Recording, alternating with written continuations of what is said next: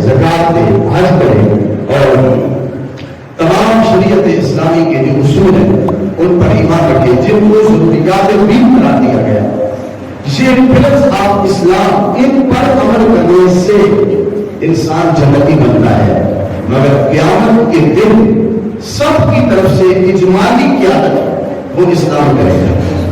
حالانکہ نماز خود اسلام ہے، روزہ اسلام ہے، حج اسلام ہے، زکات اسلام ہے. یہ تنہا اللہ کے دربار میں عرض کر رہے ہیں، یا اللہ میں نماز ہوں، یا اللہ میں روزہ ہوں، یا اللہ میں حج ہوں، یا اللہ میں زکات ہوں.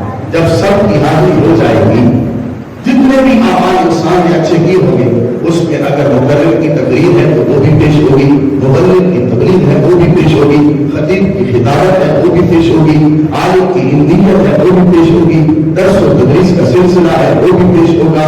اگر نماز، صدقہ و خیرات اور تہجد، صلاۃ اللیل، یہ جتنی چیزیں ہیں، تسبیح و تحلیل، ہر اچھا عمل قیامت کے دن یہ ساری چیزیں پیش ہوں گی.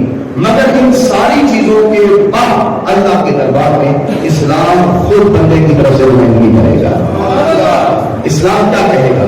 یہ تفسیروں میں کثیر تیزی سے بات ہے. اسلام کہے گا یا ربی انت السلام وانا اسلام.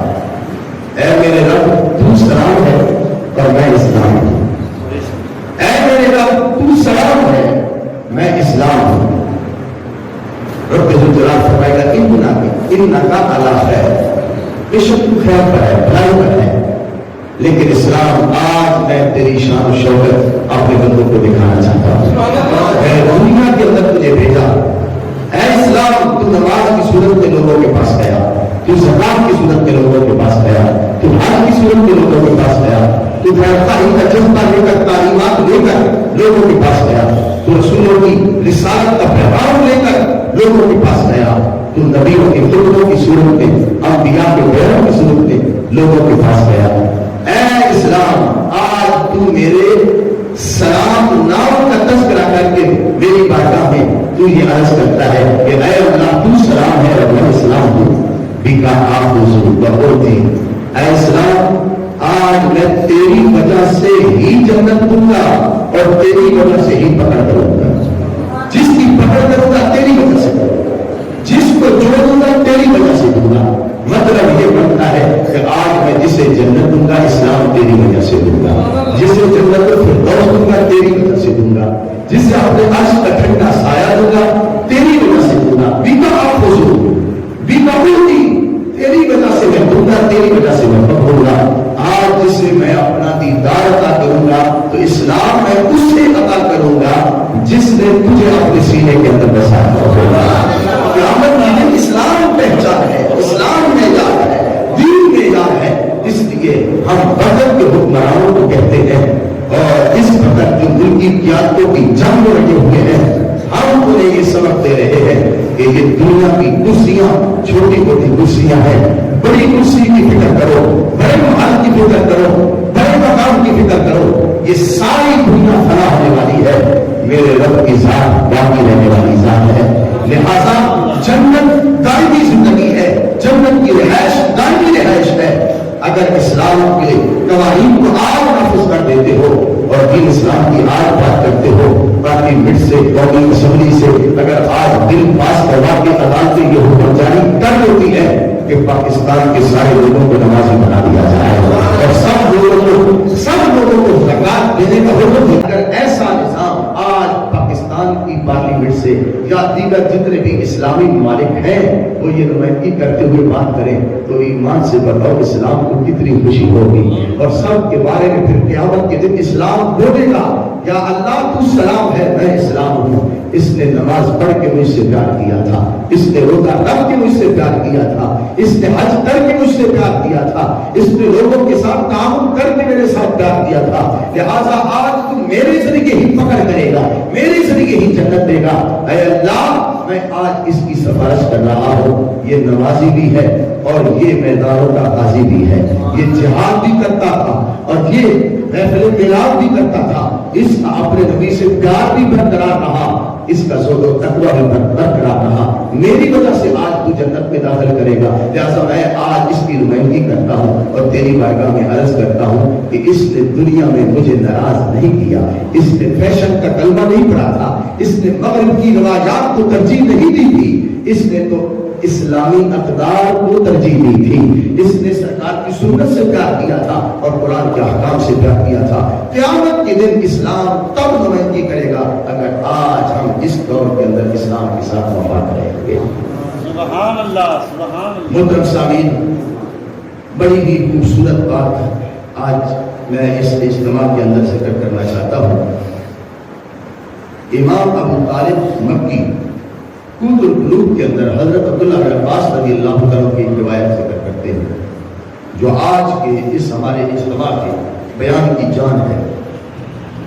حضرت عبداللہ بن عباس رضی اللہ عنہ کہتے ہیں نبی اکرم صلی اللہ علیہ وسلم نے ارشاد فرمایا، 3 فرشتے ایسے ہیں اس وقت بھی اپنے اپنے مقام پر تبلیغ کر رہے ہیں۔ رسول اکرم صلی اللہ علیہ وسلم نے ارشاد فرمایا، ایک فرشتہ کعبۃ اللہ کی چھت پر کھڑا ہے اور ایک فرشتہ مسجد نبوی شریف کی چھت پہ کھڑا ہے، سبحان اللہ، سبحان اللہ۔ اور تیسرا فرشتہ بیت المقدس کی چھت پہ کھڑا ہے، فلسطین کے اندر مسجد اقصی کی چھت پہ کھڑا ہے۔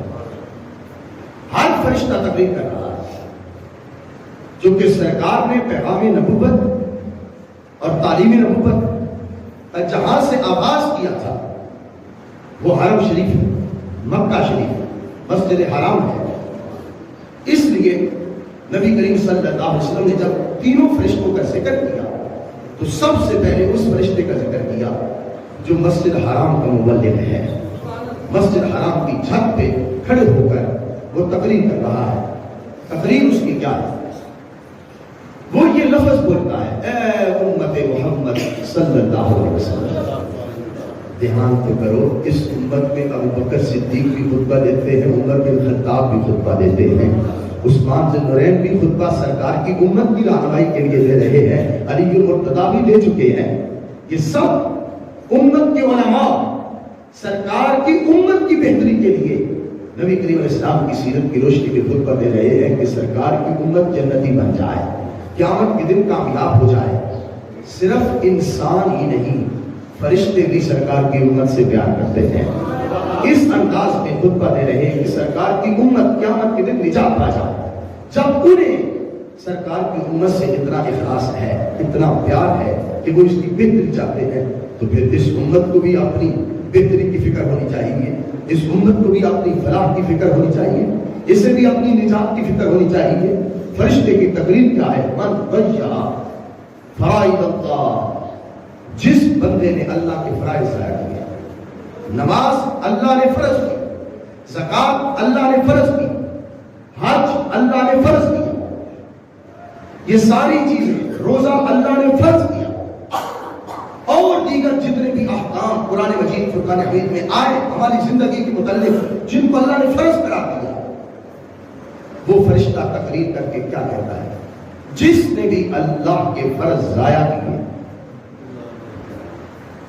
فقط خرج من امان اللہ، وہ اللہ کی امان سے نکل گیا۔ جب تک نماز پڑھ رہا تھا اللہ کی حفاظت میں تھا، زکات دے رہا تھا اللہ کی حفاظت میں تھا، حج کر رہا تھا اللہ کی حفاظت میں تھا، فرائض کی پابندی کر رہا تھا اللہ کی حفاظت میں تھا۔ جب اس نے اسلام کے احکام کی خلاف ورزی کی، اللہ کے فرض ضائع کیے، تو رب ذوالجلال نے اس کو اپنی امان سے نکالا ہے۔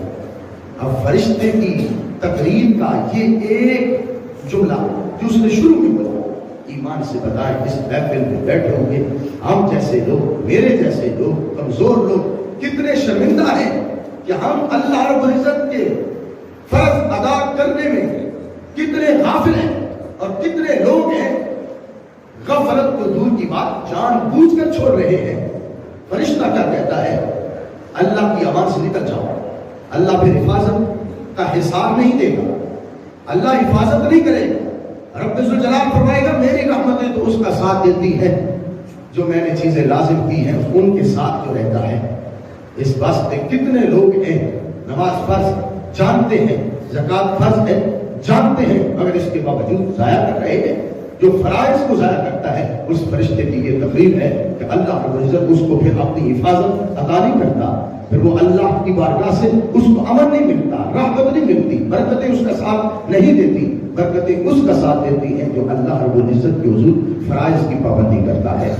اب دوسرے فرشتے کی تقریر کیا ہے جو مسجد نبی کی چھت پر ہے. اس کی تقریر کا اپنا ہی انداز ہے، جو کہ سرکار کے ساتھ اس کو مناسبت ہے، سرکار کا قرب حاصل ہے، تو اس لیے اس کی تقریر کے الفاظ بھی مصطفیٰ کریم علیہ السلام کی تسلیم کے متعلق ہے. من خالف سنت رسول اللہ.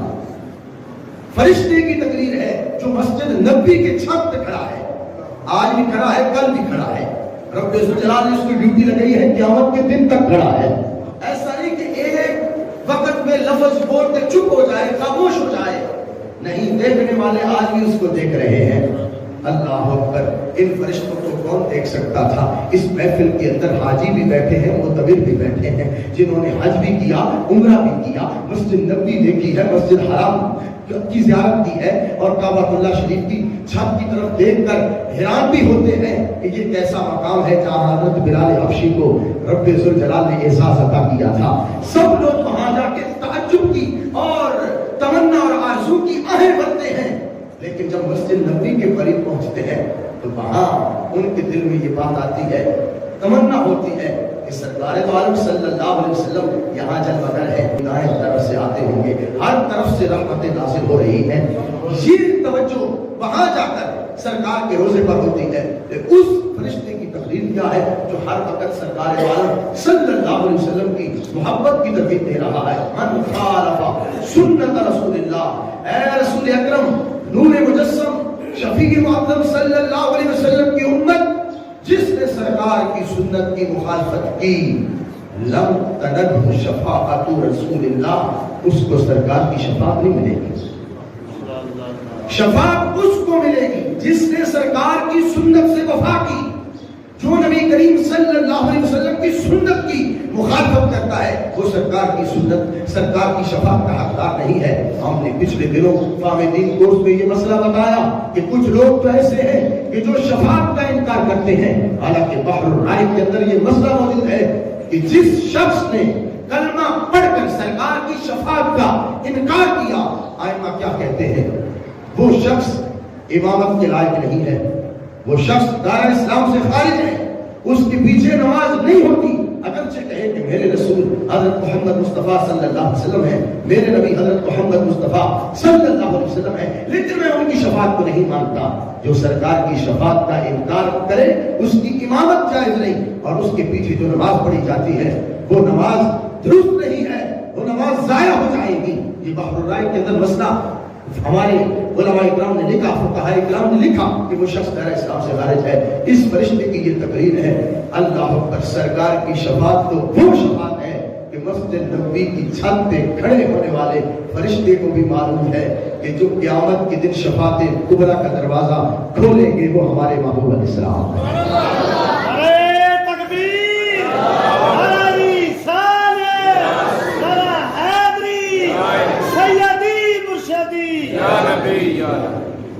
سنت رسول کی آج مخالفت ہو رہی ہے، آج فیشن کی پیروی ہو رہی ہے. عجب بات ہے، لوگ لباس بدل کے، مغرب کا لباس پہن کر، لوگ بال کٹوا کے مغرب کے لوگوں کی طرح بال کٹوا کر، لوگ اپنے رسم و رواج میں تمام روایات میں یہود و نصارہ کی پیروی کر کے گھروں میں ڈشیں لگا کر، کیبل لگا کر، ڈرامے دیکھ کر اپنی شادی بیاہ کی تقریبات کو آلودہ کر کے پھر کہتے ہیں ہم مسلمان ہیں. یہ کیسے مسلمان ہیں؟ یہ کیسے مسلمان ہیں جن کا بدن ایک وجود کی صورت وہ یہ بتاتی ہے کہ ہم تو مغرب کے پیروکار ہیں، ہمارے جسم میں ان کی مرضی ہے. چہرے کو دیکھو تو چہرے پہ سنت رسول صلی اللہ علیہ وسلم نہیں ہے، اس کی مخالفت ہے. فرشتے کی یہ تقریر ہے کہ جو سنت رسول کی مخالفت کرتا ہے قیامت کے دن اس کو سرکار کی شفاعت نہیں ملے گی. ہم بڑی آسانی کے ساتھ کہتے ہیں کہ ہم غلام رسول صلی اللہ علیہ وسلم ہیں، جبکہ ہمارا لباس ایکٹروں کے لباس پر ہے. ہماری بچیوں کے لباس ان ایکٹروں کی نمائندگی کر رہے ہیں جو ڈراموں میں فلموں کے اندر یہود و نصارہ کے ایجنٹ پیسے دے کر امت مسلمہ کو بے رحمی کا شکار کر رہے ہیں. کیا یہ صراط مستقیم ہے؟ کیا اس طرح مسلمان ہونے کا، سرکار کے ساتھ وفا کرنے کا یہ جذبہ ہے، یہ طریقہ ہے، یہ تصویر ہے مسلمانوں کی؟ نہیں، مسلمان تو وہ ہے کہ ایک مرتبہ حضرت جسامہ کو روم کے بادشاہ نے جب یہ دیکھا کہ یہ نبی پاک علیہ السلام کا غلام ہے، مسلمانوں کے نبی کا غلام ہے، اس نے سونے کی کرسی لگا کر جب حضرت جسامہ کو بٹھایا، آپ کو فوراً تھوڑی دیر کے بعد جب یاد آیا کہ اس نے مجھے سونے کی کرسی پہ بٹھا دیا ہے، تو اس وقت حضرت جسامہ فوراً نیچے آئے. اس نے کہا میں نے آپ کو عزت دی تھی کہ آپ مسلمانوں کے نبی کے پیغام لے کر آئے ہو، پیغام رسیدہ ہو. تو حضرت جسامہ نے کہا میرے نیچے سونے کی کرسی ہے، میں تیرے بادشاہ تیرے اس دربار کی توہین تو برداشت کر سکتا ہوں، مگر رسول کریم علیہ السلام کی سنت کی مخالفت نہیں کر سکتا. مجھے میرے محبوب علیہ السلام نے حکم دیا ہے، سرکار نے فرمایا کہ سونے کی کرسی پہ نہ بیٹھو. جب سرکار نے منع کر دیا ہے، ہم تیرے شاہی دربار کے ادب و احترام نہیں دیکھیں گے، ہم تو رسول کائنات کا فرمان دیکھیں گے. حضرت حذیفہ بن یمان جنگ کے اندر موجود تھے، سامنے کافروں کی فوج تھی، مسلمان کھانا کھا رہے تھے، ایک لقمہ مل گیا. حضرت حذیفہ بن یمان نے فوراً اسے اٹھایا، چھاڑ کر اسے کھا لیا. ایک سپاہی نے کہا حذیفہ بن یمان کیا کر رہے ہو؟ یہ لوگ تانا دیں گے، اسلام کو تانا دیں گے، اسلامی فوجیوں کو تانا دیں گے کہ مسلمان بھوکے ہیں، میرے کھانے کو کچھ نہیں ملتا. اس موقع پر حضرت حذیفہ بن یمان نے کتنی خوبصورت بات کی اور سنت رسول صلی اللہ علیہ وسلم کا پرچم بلند کر دیا اور کائنات میں آنے والے لوگوں کے لیے نبی کریم علیہ السلام کی سنت کا پیغام چھوڑا. کہا اے میری فوج کے سپاہی، کیا میں ان احمقوں کی وجہ سے مصطفیٰ کریم کی سنت چھوڑ دوں؟ یہ تو میرے محبوب علیہ السلام کا طریقہ ہے. یہ وہ مسلمان تھے جن مسلمانوں نے ہر بات پر عمل کیا، سرکار کی سنت کا دفاع کیا. انہوں نے یہ نہیں دیکھا کہ محفل میں بیٹھے ہیں تو سنت پہ عمل کریں، لوگوں کو پتا چل جائے کہ یہ بڑا سنت کا عامل ہے. وہ تنہائی میں تھے، وہ میدان میں تھے، وہ جہاد میں تھے، کس کی مقام پر بھی تھے، انہوں نے سنت رسول علیہ السلام کا ساتھ نہیں کو چھوڑا. اس لیے میرے آقا صلی اللہ علیہ وسلم کا خطبہ ہے، لوگوں میں تمہارے اندر دو چیزیں چھوڑ کے جا رہا ہوں، ان کو تھامے رکھو گے تو کبھی بھی گمراہ نہیں ہوگے. ایک حدیث میں یہ ذکر ہے کہ قرآن چھوڑ کے جا رہا ہوں، سنت رسول چھوڑ کے جا رہا ہوں. دوسری حدیث میں یہ ذکر ہے کہ میں قرآن چھوڑ کے جا رہا ہوں، اپنے اہل بیت چھوڑ کے جا رہا ہوں. فرمایا ان کا دامن جب تک تم تھامے رکھو گے گمراہ نہیں ہوگے، ہلاک نہیں ہوگے. آج امت مسلمہ اگر بے راہی کا شکار ہے، دیکھ لیجئے اس محفل میں بیٹھے ہوئے آباد. آج جمعہ مبارک پہ ہم حاضر ہیں، ہم نے قرآن کے ساتھ کتنی وفا کی. رمضان المبارک کا مہینہ گزر گیا، رمضان المبارک کا مہینہ ہمیں یہ پیغام دیتا ہے کہ 27ویں شب کو اگر تصور کر کے بیٹھتے ہو کہ یہ لیلۃ القدر ہے تو پھر تمہارے ذہن میں یہ بات آتی ہے انا انزلناہ فی لیلۃ القدر. میں تو اس رات میں بیٹھا ہوں جس رات میں رب نے قرآن نازل کیا ہے.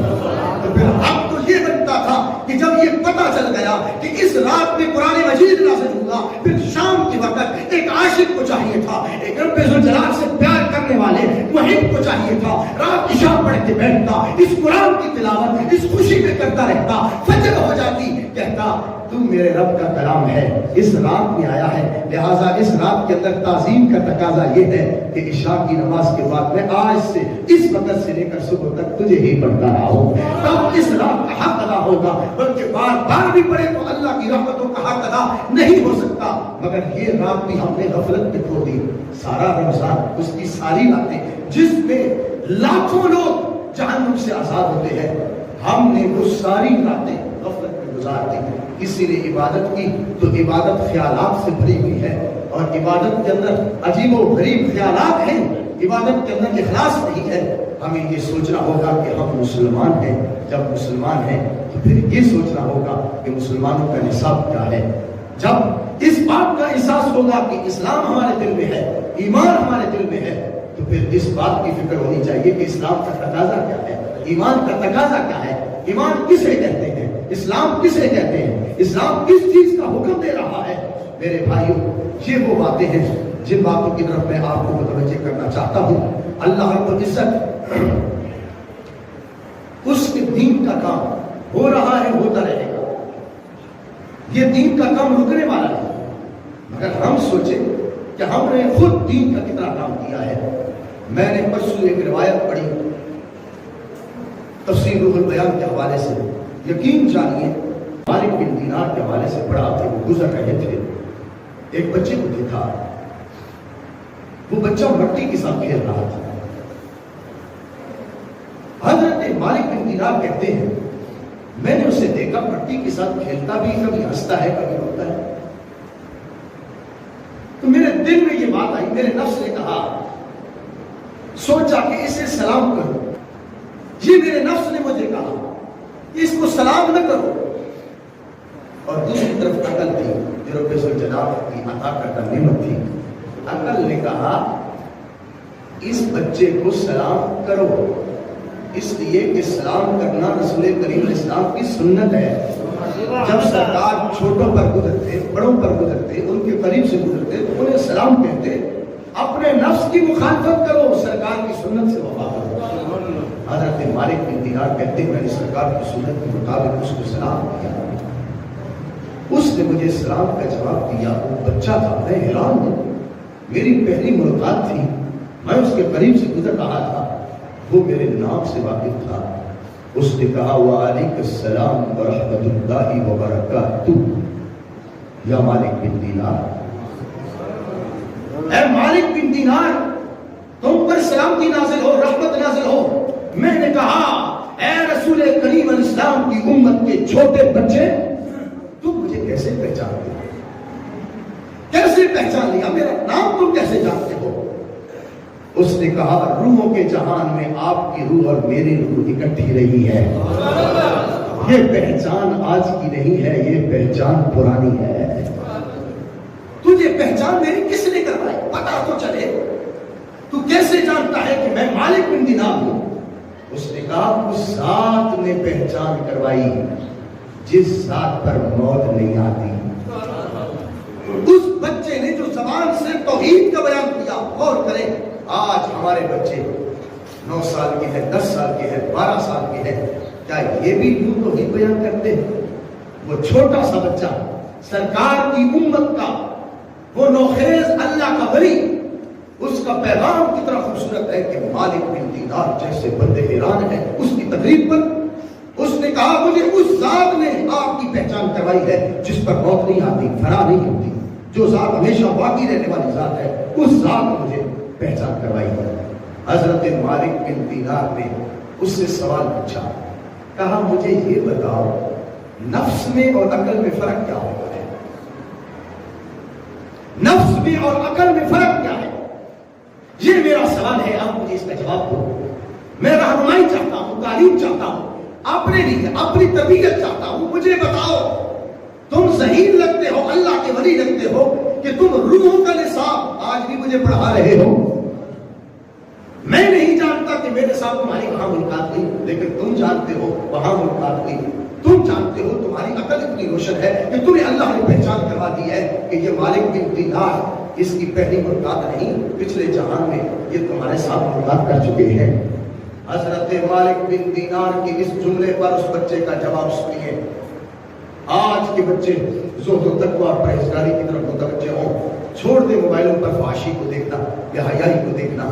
کتنے نوجوان ایسے ہیں گلی میں جا رہے ہیں، گانے باجے، فلمیں، ڈرامے، تنہائی میں، گھروں میں ماں باپ کے سامنے دیکھی جا رہی ہے، بلکہ کچھ تو ماں باپ ایسے ہیں جو اپنی نگرانی میں اپنے بچوں کو یہ غلط پروگرام دکھا رہے ہیں۔ رات 12 بجے تک بے حیائی دیکھی جاتی ہے اور صبح اٹھ کے کہتے ہیں ہم مسلمان ہیں۔ یہ کیسے مسلمان ہیں؟ حضرت مالک بن دینار نے جب سوال پوچھا اس بچے کا جواب کیا تھا؟ اتنا روشن ضمیر وہ بچہ تھا، سرکار کی امت کا وہ چھوٹی عمر کا ولی، کہنے لگا اے مالک بن دینار، جس نے تمہیں سلام سے منع کیا وہ نفس ہے، جس نے تمہیں سلام کا حکم دیا وہ عقل ہے۔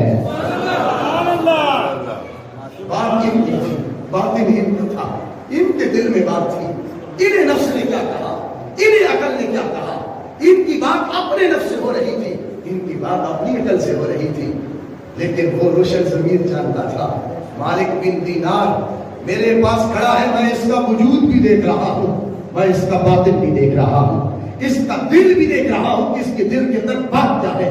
حضرت مالک بن دینار نے پھر سوال پوچھ لیا، کہا مجھے بتاؤ یہ وہ بات تھی جس پر رونا آ گیا، مجھے بتاؤ تم مٹی کے ساتھ کیوں کھیلتے ہو، تمہیں کھیلنے کے لیے کوئی اور چیز نہیں ملی؟ تو اس بچے کے جملے تھے، اللہ نے ہمیں مٹی سے پیدا کیا، ہم نے مٹی میں جانا ہے، مٹی سے اٹھنا ہے۔ تو میں مٹی کو دیکھ کے بھی اللہ کو یاد کر رہا ہوں، مجھے آخرت کی فکر ہے، مجھے پتا ہے کہ میرا وجود مٹی سے بنا، اگرچہ یہ مٹی سے بنا حسین بن گیا، خوبصورت بن گیا، مگر یہی حسین وجود مٹی میں مل جائے گا، پھر قیامت کے دن مٹی سے ہی انسان کو اٹھایا جائے گا۔ لہذا میں مٹی کو دیکھ دیکھ دیکھ کے آخرت کی فکر کرتا ہوں، میں اپنا محاسبہ کرتا ہوں، اپنا احتساب کرتا ہوں۔ یوں بھی کائنات کے مناظر دیکھ کر بندہ اپنی اصلاح کر سکتا ہے، مگر افسوس ہم روزانہ مٹی پر بیٹھتے ہیں، مٹی کو دیکھتے ہیں، لیکن ہمیں پھر بھی آخرت کی فکر نہیں ہوتی۔ اس بچے کا یہ پیغام، یہ درد، یہ درد، یہ تقریب بتا رہی ہے، اے امت محمد غافل نہ ہو جانا، مٹی کو دیکھو تو صرف مٹی نہ سمجھو، اس کو بہت بڑا مبلغ سمجھو، اگرچہ اس کی زبان نہیں ہے، مگر اس کو دیکھ کے تم آخرت کی فکر دیا کرو کہ یہ تمہیں آخرت کی فکر دے رہی ہے۔ حضرت مالک بن دینار نے کہا تم مسکرا رہے تھے اور ساتھ ہی ہنستے بھی تھے، دونوں حالتیں تمہارے اوپر تھی، جبکہ جو روتا ہے